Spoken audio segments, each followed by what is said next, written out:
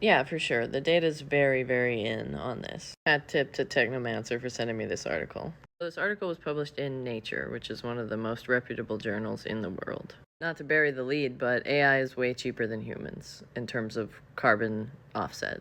So you can find all the data that they used and all of the calculations and like all of their like math here. I'm Liz, I'm a computer science and cybersecurity professor, and people ask me questions on the internet about computers and I try to answer them. What they did is they calculated the cost to train ChatGPT. They amortized that cost over all of the queries that are made in the course of a month. They also assume ChatGPT's retrained every month. I think that's once a quarter, but you know. They also added in the end-of-life recycling of all of the devices used to run the stuff.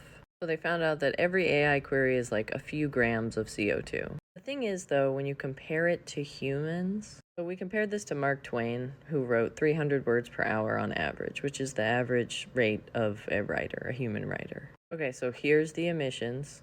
ChatGPT writing one page, a few grams. Human writing one page, several orders of magnitude larger. This is on the log scale. So this is 1, this is 10, this is 100, this is 1,000.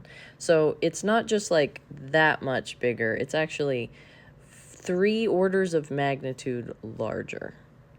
Same thing that was done for image generation, right? Like they calculated the cost and like what people tend to be able to do. They had to average things. Some images take like hundreds of hours to make, and some images take like less than 5 minutes to make. And so they averaged it out, and it's like 3.5 hours per image. So here's image creation. Here's human over here. Again, we're on the log scale. Human is 4 orders of magnitude. 1, 2, 3, 4 larger than Dolly.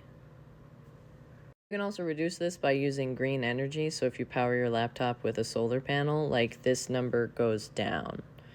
And this number can't go down by using green energy. Because in it, they assume that we're using green energy as a human.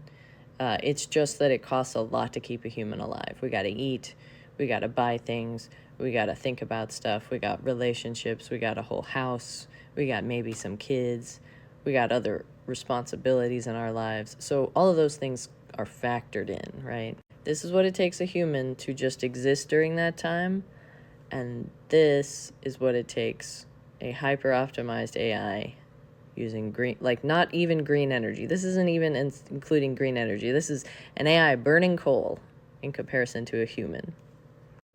And they compared people in India versus people in the United States. So they wanted to see the lower bound in terms of carbon emissions and the upper bound in terms of carbon emissions. And we're still doing a lot better using AI, even if we're using our home computers. So data is very in, use AI to save energy.